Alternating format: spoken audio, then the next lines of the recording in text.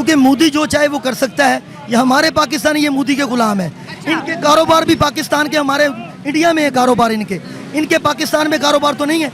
ये इंडिया को ज़्यादा सपोर्ट करते हैं। उधर से कोई बंदा हमारे पाकिस्तानी मर जाए, सैलाब के दौरान आ जाए, जितना मर्जी हो जाए, सारा ये मोदी कर रहा है हमारे पाकिस्तान में। जो करप्शन हो रही है, जो परेशानी हो रही है मुल्क में, पैसा बढ़ रहा है या जो भी कुछ हो रहा है, ये हमारे सब पाकिस्तानी मिले हुए हैं उनके साथ, और ये हमारी वैसे हो रहा है। लेकिन आप टेंशन ना ले, हम आपकी मदद भी करेंगे, ठीक है? जी। आपको पैसे भी देंगे, आपको राशन भी देंगे। आप खुश हैं? बहुत खुश हूँ। अब आपने वो जो फेक कॉल आई थी ना, उसका इंतजार नहीं करना, ठीक है? वो बस आपको दिलासा देने के लिए आए थे। हाँ जी, ठीक है। इंडिया जोन सी ना, उन लोगों का हुक्मरान बिल्कुल ठीक है। वो कौम के को जैसे कौम कहती है वो वैसे नहीं करते, ठीक है? हमारी कौम कहती है इसको आगे करो, उसको आगे करो, ठीक है? हमारा हुक्मरान जिसको कौम आगे कर दे वैसे ही आगे हो जाते हैं। नफरत इसलिए है क्योंकि हमारे अंदर करप्शन हो गई है। हमें करप्शन जितनी देर ना करें हमें सुकून नहीं आता। अब ये देख लें, वापटा के दफ्तर में चले जाएं आप, उनको इन्होंने मिनट भी दिए हुए हैं, यूनिट भी दिए हुए हैं, हर चीज़ दी हुई है, उसके बावजूद वो करप्शन करते हैं। नहीं, अगर भारत में देखे जाए, अगर पेट्रोल देख लें कि पेट्रोल 100 रुपये लीटर मिल रहा है, यहाँ पाकिस्तान में 350 रुपये लीटर चल रहा है, तो पाकिस्तान कहाँ से तरक्की करेगा? नहीं कर सकता। के हुक्मरान जो है वो खुद चोर हैं। सबसे पहले जब वहाँ पे आप नौजवान लड़का बच्चा जब पैदा होता था, बड़ा होता था, तो उससे जब वो आने से पहले उससे इतनी महंगाई होती तो वो बच्चा क्या कमाएगा आज के दौर में? सही बात। तो 22 करोड़ का मुल्क नहीं चल रहा, पूरी दुनिया हंस रही है हम पर। हंसेगी, अभी और भी हंसेगी, क्योंकि ये उनके पिट्ठू हैं। ये मोदी के अलावा कोई काम नहीं करते। यहूदी लाबी है। पाकिस्तान तो अब रहा ही नहीं, क्योंकि ये सब जाके वहाँ पे शाम को मीटिंगें होती हैं, यहाँ पे बोल के बता देते हैं कि हम आपके साथ हैं। पीटीआई वाला कहता है मैं हूँ, नून लीग वाला कहता है मैं हूँ, मगर ये सब एक ही होते हैं, क्योंकि ये सारी यहूदी लाबी है। जय हिंद दोस्तों। भारत अब 14 बिलियन US डॉलर इन्वेस्ट करेगा अफ्रीका के अंदर। दोस्तों, अफ्रीका के अंदर जब भारत इतना बड़ा इन्वेस्टमेंट कर रहा है तो पाकिस्तानियों को क्यों मिर्ची लगी है? पाकिस्तान के लोग क्यों भारत को भला बुरा कहते हैं? क्यों ये कहते हैं कि भारत में मुसलमानों पे अत्याचार हो रहा है, अल्पसंख्यकों पे अत्याचार हो रहा है? ऐसा तो बिल्कुल नहीं है कि अत्याचार हो रहा है। और ऐसे में जब पाकिस्तानी ये खुद अपने देश को संभाल नहीं पाते हैं तो भारत की तरफ उंगली कर देते हैं। और भारत के ग्रोथ के बारे में जब बात की जाती है तो लोगों को बताया जाता है कि भारत एक गरीब मुल्क है। भारत सबसे ज्यादा गरीब है, इवन पाकिस्तान से भी गरीब है। अगर भारत इतना गरीब है तो 14 बिलियन US डॉलर अफ्रीका में निवेश क्यों कर रहा है? इस रिएक्शन वीडियो को आप एंड तक देखिएगा, आपको काफी मजा आने वाला है। तो मिलते हैं वीडियो के एंड में। जी के साथ 200 5 साल पहले भी 1200 थी, 5 साल बाद भी 1200। हाँ जी, हुकूमत ने बेड़ा गर्क कर दिया। 1200 उधर पे ही है, इधर पे चीजों का रेट बढ़ चुका है, हमारा 1200 उधर पे टिका हुआ है। पेट्रोल पंप पे पेट्रोल नहीं मिल रहा, सील कर दिया, कह रहे हाई ऑक्टेन लो, पेट्रोल है नहीं। जब तक नया लिस्ट नहीं आ जाती पेट्रोल नहीं मिल रहा, क्या कहोगे इस पे? ये हमें हमारी हुकूमत को सोचना चाहिए ना। आवाम जा रही है रोड पे, ठीक है? ये उधर पे ही, जिसका पेट्रोल मुँक गया वो उधर पे ही है। इंडिया में सप्लाई करेंगे, इंडिया की कंपनी से टैक्स लेंगे, वो इतना बड़ा मुल्क है, लेकिन वहाँ तो कभी पेट्रोल की कमी नहीं हुई। करप्शन अब उधर नहीं हो रही ना, इधर करप्शन हो रही है। इधर ये पैसा लेके, हमारा पैसे लेके बाहर चले जाते हैं और वो बाहर से फिर कर्जा लेते हैं। वो कर्जा जब लेके वो फिर टैक्स हम पे डाले जाता है। क्योंकि गरीब आदमी तो रोने के अलावा दांतों का पीसने के बराबर हो गया। ये मेरी गाड़ी खड़ी है, गाड़ी के मैं यकीन कर मैं फाड़ी से धक्का लगा के यहाँ तक आया। पेट्रोल नहीं मिल रहा। मिल नहीं रहा ना? नहीं मिल रहा। इंडिया के बारे में कभी सुना है? जी सुना है। भारत के कहते हैं कि बहुत गुर्बत है, बहुत गुर्बत, मगर हमारी नज़र से देखा जाए तो पाकिस्तान के अंदर ज़्यादा गुर्बत है। मजदूर तबका है वो तो खत्म हो चुका है, हो गया। आगे तो मामला जो हैं बिजली के हैं, पेट्रोल के हैं, गैस के हैं, महंगाई के हैं, हर चीज़ जो है आसमान से बातें कर रही है। बहुत ज़्यादा ख़राब है। गरीब आदमी के लिए बहुत परेशानी का सामना करना पड़ रहा है। और हुक्मरानों को ये शर्म नहीं आ रही इस बात की कि वो किसी हमारी पाकिस्तान की जो अवाम है उसके बारे में अच्छा सोचें और समझें, क्योंकि जो परेशानियाँ गैस में, बिजली में और इन्होंने पेट्रोल में की हुई, उस वजह से हम लोग बहुत परेशान हैं। और हमारी घर में रोटी जो पकनी है वो भी मुश्किल हुई पड़ी है, क्योंकि रोज़गार अगर 1000 रुपये का है तो शाम को खर्चा 2500 रुपये का है, कहाँ से भरें? और मीटर काटने वाले भी आपको पता है कि जिसका 25,000 रुपये बिल है, जिनके घर में 2 सिर्फ बल्ब है, 1 पंखा है, वो घर में बहुत परेशान है और उनको बिल 25,000 20,000 आ रहा है। हुकूमत को चाहिए हमारा ख्याल करें, हमारे बारे में सोचें, सिर्फ अपने बारे में ना सोचें, हम एक पाकिस्तान एक घर है, हमें अब घर की तरह चलना चाहिए, गली मोहल्लों का ख्याल नहीं करना चाहिए, घर का ख्याल करना चाहिए। ये हमारे हुक्मरान बिल्कुल ठीक नहीं है। अच्छा। ठीक है, हम कौम भी नहीं ठीक है। हम कौम जब वोट की बारी आती है, मैं नून लीग के साथ हूँ, मैं पीटीआई के साथ हूँ, मैं तीर के साथ हूँ। मेरी ये बात है कि मेरे दिल की ख्वाहिश है लब्बाई की हुकूमत आए। मुझे यकीन है नबी पाक के मोड़ पे यानी कि वोट पे ऊपर मोड़ लगाएंगे, ठीक है, ये हुकूमत चलेगी। ये नून लीग पीटीआई जो भी हैं, तीर भी हैं, जितने भी हैं, ये सब लौटे हैं। ये मेरे दिल की आवाज़ है। मैं देखो मेरी बात सुनो, आपने कहा लब्बाई का है, कोई कहता है पीटीआई आए, कोई कहता है नवाज शरीफ लाए। ये चेंज नहीं आ सकता जब तक हमारी तालीम चेंज नहीं होगी, मुल्क में चेंज नहीं आ सकता। चेंजिंग हम कौम करना चाहेंगे तो चेंजिंग हो जाएगी पार्टी ना। बदल जाती है, लोगों की शक्लें तो वही रहती है, तो चेंज कहाँ से आएगा? वो हम लोग चेंज करेंगे तो होगा ना। जी अस्सलाम वालेकुम। मेरे कहने का मकसद ये है कि हम गरीब लोग घर का गुजारा नहीं हो रहा हमारा, नहीं हो ठीक रहा, है? सही। तो लेकिन इन्हें चाहिए कि हमारे हालात को बेहतर लाना चाहिए। पेट्रोल इसलिए नहीं मिल रहा कि ये पैसे ले लेते हैं, बाहर चले जाते हैं, भाग जाते हैं, पैसे लेके बाहर भाग जाते हैं, वो टैक्स फिर हम पे डाला जाता है। अच्छा। तो पहले तो ये बात करना चाहूँगा, जो भी जिस मसलक से ताल्लुक़ रखता है, किसी के लिए दिल में बुग़्ज़ और कीना नहीं रखना चाहिए। बहुत अच्छी ये बात हमारा ईमान होना चाहिए। ये जनरल रानी जो कहती है वो ही कर, एक याया बना हुआ है, दूसरा जनरल रानी। जनरल रानी जो कहती है वो ये कर दो, वो कर दो, करी जा रहे हैं, ये करी जा रहे हैं। हम इंडिया और पाकिस्तान के दरमियान पेट्रोल की बात करें, इंडिया ने अभी $14 बिलियन नाइजीरिया के अंदर लगा दिया है कि यहाँ से जो है ना खाम तेल निकालेंगे, कच्चा तेल निकालेंगे, इंडिया के अंदर लेके आएंगे, साफ करेंगे, इंडिया में सप्लाई करेंगे, इंडिया की कंपनी से टैक्स लेंगे। वो इतना बड़ा मुल्क है, लेकिन वहाँ तो कभी पेट्रोल की कमी नहीं हुई। करप्शन अब उधर नहीं हो रही ना, इधर करप्शन हो रही है। इधर ये पैसा लेके, हमारा पैसे लेके बाहर चले जाते हैं, और वो बाहर से फिर कर्जा लेते हैं। वो कर्जा जब लेके वो फिर टैक्स हम पे डाले, या बिजली के तौर पे, या पेट्रोल पे, माचिस से लेके बिजली तक, बड़ी बड़ी चीज़ों तक हम फिर टैक्स हम आवाम दे रही हैं। फिर अब हमारे अगर देखा जाए पूरे पाकिस्तान में आज तक कोई अफ्रीका नहीं गया।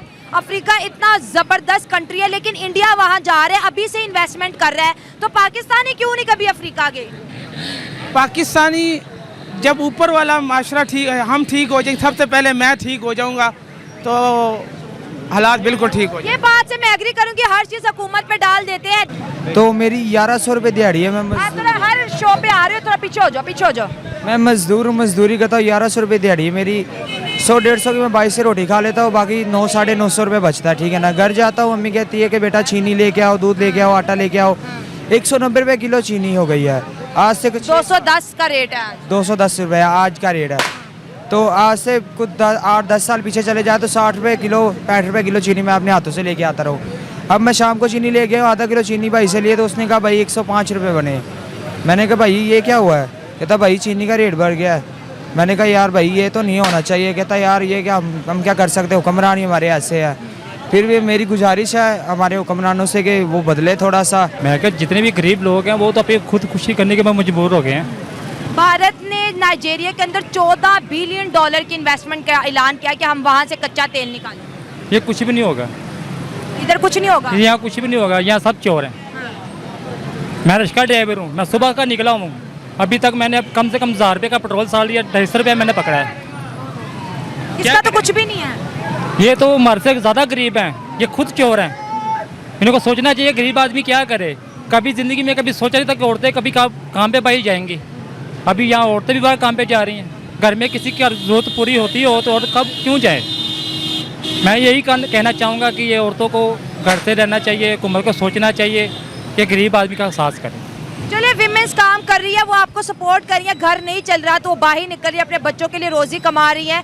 मुल्क के इस वक्त नाजुक हालात से गुजर है, पेट्रोल बंद कर दिया, नहीं दे रहे और कह रहे हैं कि नई रेट लिस्ट आएगी। आज की 306 बता रहे हैं, 340-350 की बातें चल रही हैं मार्केट में, क्या कहेंगे?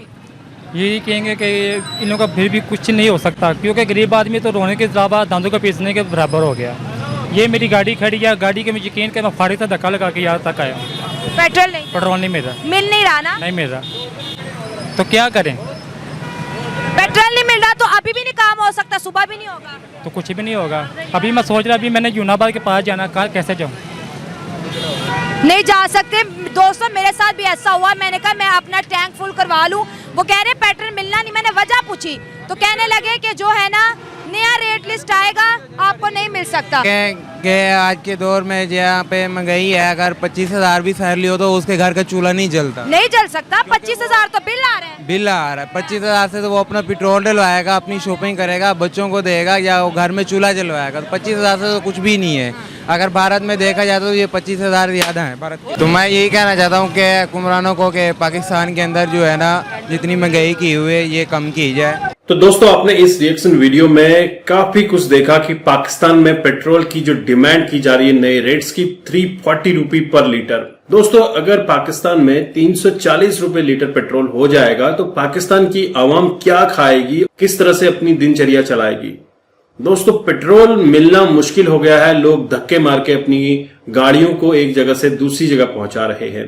हालांकि अभी पेट्रोल का जो क्राइसिस अभी आपको पाकिस्तान में देखने को मिल रहा है वो नए रेट की वजह से है कि नया रेट खुलेगा तो वहां पे आपको उसके बाद पेट्रोल मिलेगा। आपको बता दें कि पाकिस्तान में ये पेट्रोल इसीलिए महंगा है कि पाकिस्तान को पेट्रोल इंपोर्ट करना पड़ता है, कहीं पे इन्वेस्टमेंट तो है नहीं। जिस तरह से अभी India 14 billion US dollar Africa बोले तो नाइजीरिया के अंदर इन्वेस्ट करने जा रहा है, जहां पे वो एनर्जी से जुड़े हुए काम करेगा और वहां से पेट्रोलियम प्रोडक्ट की खुदाई होगी और उसको रिफाइन करके फिर इंडिया लाया जाएगा।